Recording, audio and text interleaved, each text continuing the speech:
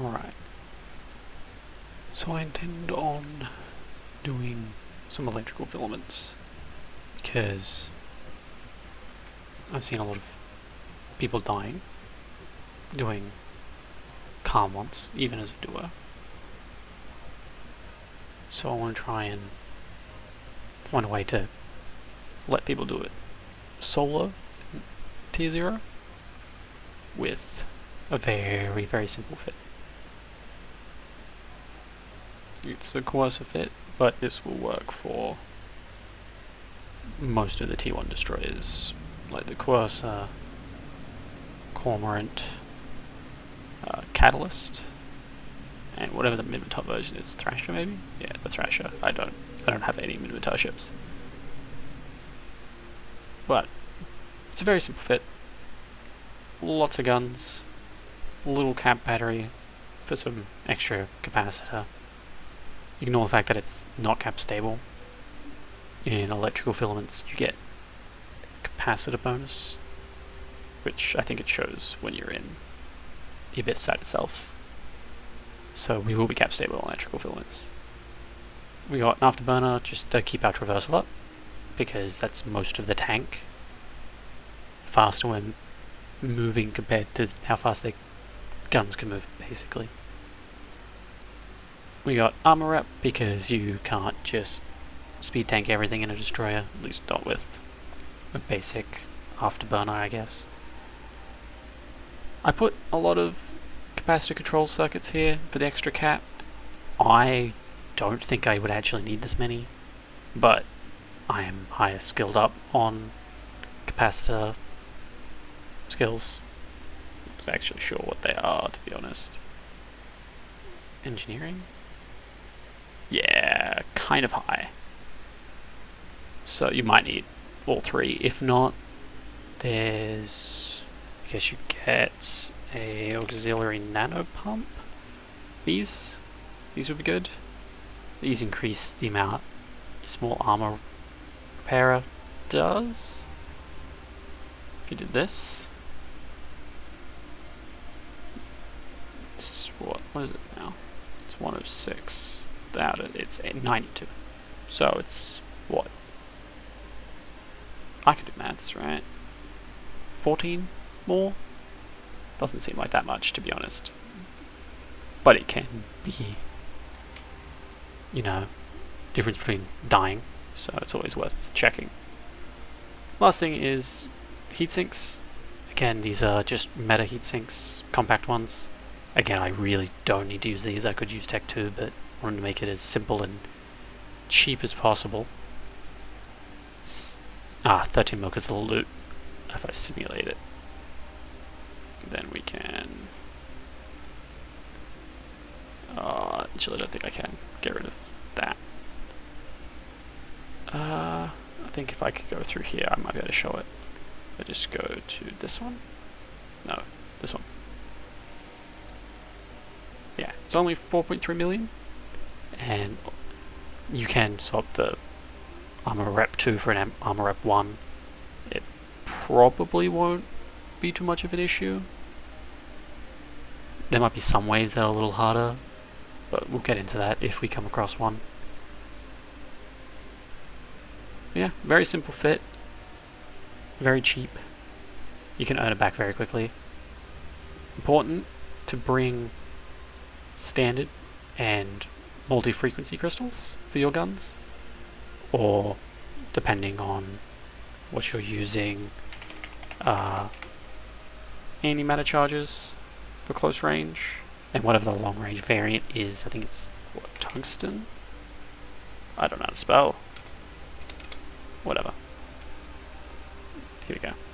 No, that's not how it works.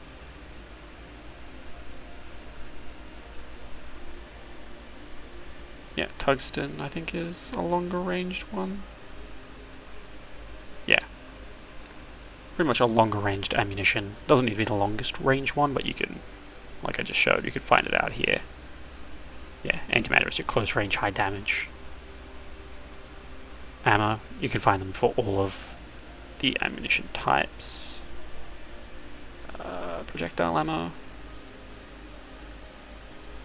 look here, it's also different damage types, which are important for some things, but not really important for this, because you really want to be doing EM damage in electrical filaments. But it shouldn't be too huge a deal. But I'd recommend EM damage to make things a little easier. Anyway, we'll hop into this filament. Confident enough that I won't lose the little bit of loot I have. Let's not die. It's always a good start. Probably should have your longer range ammo at the start, because things will quite often spawn far enough away that longer range ammo is better.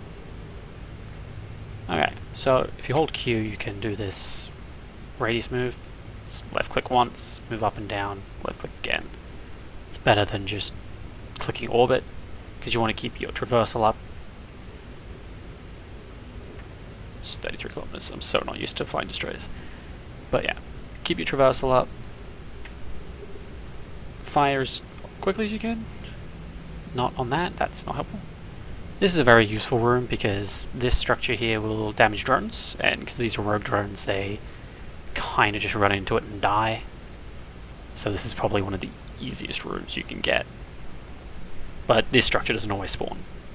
There are other structures and gas clouds that have different effects. Here you can see the... what is it? I can't remember what it's called. Abyssal environment, I guess, or weather effects. I know it says minus 50% capacitor recharge bonus, but if we look, fitting now, it says we're cap stable by a large margin. If we simulate, everything's running cap stable. Although standard crystals take a little less power than multi-frequency ones, but you trust me, multi-frequency, you'll... let me just swap. Well, I'm pretty sure.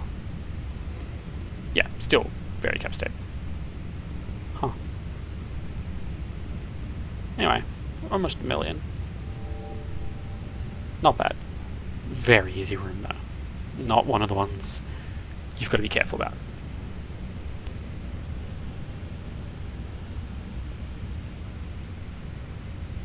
And then you have the slow travel times.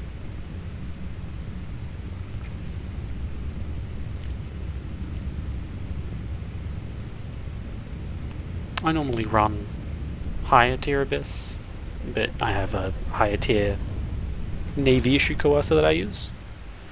Or I run T3 and T4 Electrical Abyss in a Zealot.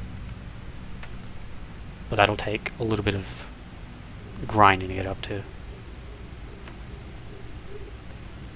We're just going to approach this and try and manage to miss it twice. Because I'm not in range, right? Yeah, it's 23 kilometer range. When they get close like this, he's within 10 kilometers, we're going to swap to multi-frequency for close range, better tracking. Don't stand still like this. This will get you killed. This is super low speed. That was really stupid, because even in this ship with my skills, I can die. Luckily this tracking down, I think, isn't one of the hardest waves. He's quite fast. So if you have extra mid slots, I guess, you can bring a stasis web. I might show some fits at the end of the other destroyers. I don't have the skills to fly many others. I think I only have the skills for Galente and Amawans. I think I have some Caldari, just not much. And no Minmatar. Minmatar is not a race I fly. Which sounds racist, but it's not. I just haven't got around to it. Do really like the Tempest battleship, though. It's a really cool looking ship. Anyway, completely off topic. It's really important to move at an angle like this. You don't want to move straight towards them, because if you think about it, their guns don't have to move at all if you're heading directly at them.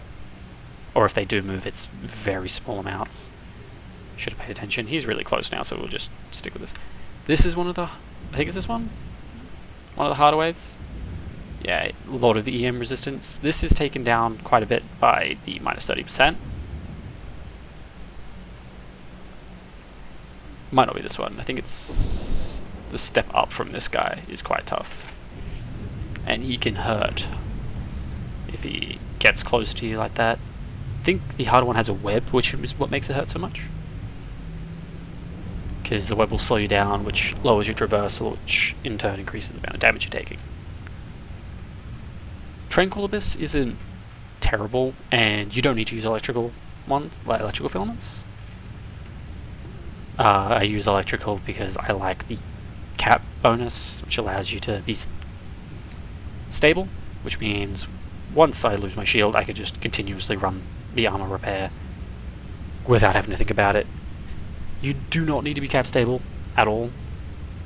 You just need to be paying more attention to your capacity here. Because if that runs out, you are pretty much dead. I shouldn't have done this. I don't remember how much I had. I'll probably put a little bit of text here. How much I should have made from this one run. And how long it took from start to finish. I'll probably have a look at that at the end.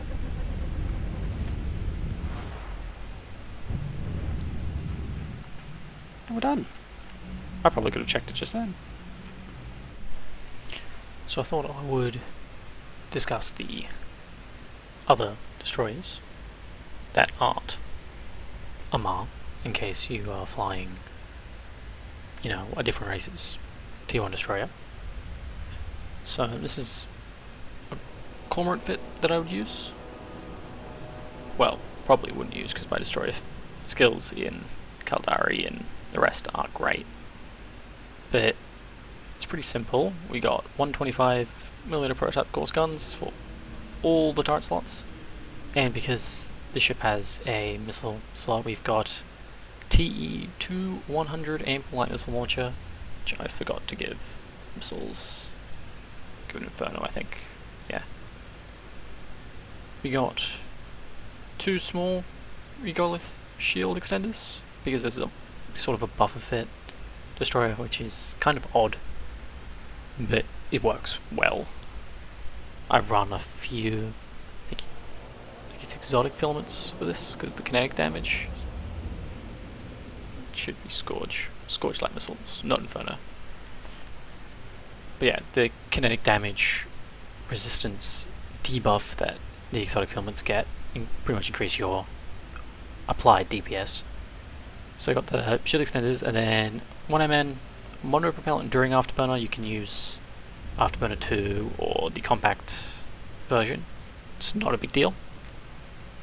Gets you close to 600 meters per second to do the speed tanking.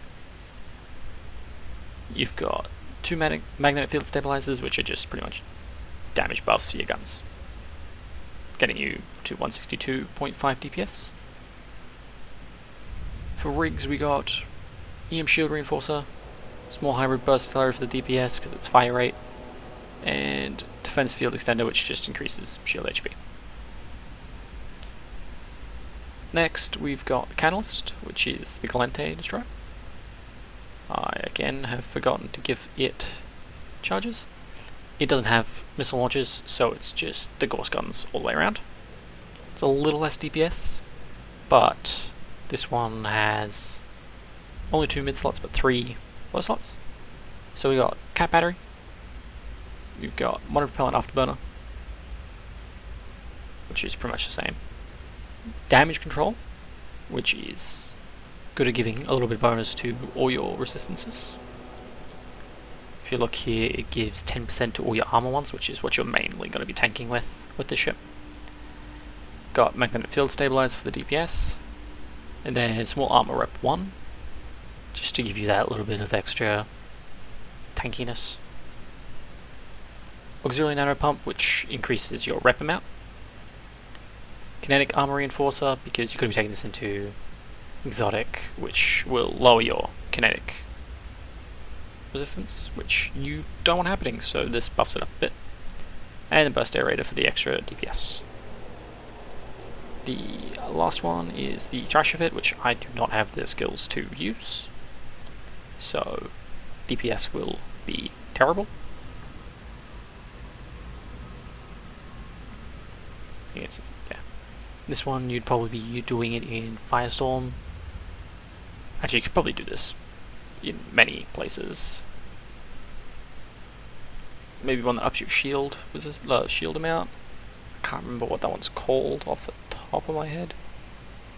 It is the Gamma one, which will lower your explosive resistance, but since your shield tanked, your explosive resistance is kind of nuts anyway. But it'll increase your shield amount by 50%, I believe? Yeah, 50%.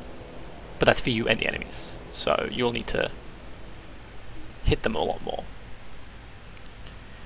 We got gyro stabilizers, DPS buffs, 250mm light artillery cannons, which are your somewhat long-range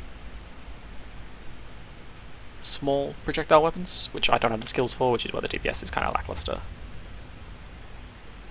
You got the ample light missile launcher again, because you've got to fill that missile slot for the extra DPS. The Regolith shield extender, compact multi-spectrum shield hardener for just shield hardener. There we go. For the extra resistances, your afterburner to keep your speed up, which Minotaur's a little bit faster than the other ships, just because that's how Minotaur do. Small projectile burst aerator for extra DPS, and a thermal shield reinforcer, just to get your thermal up, because Triglavians do a lot of thermal damage. That's about it. Take the Minotaur one, the Thrasher here, with a grain of salt, because I haven't flown it, because I don't have the skills to do it. I have not flown any Minotaur ships at all.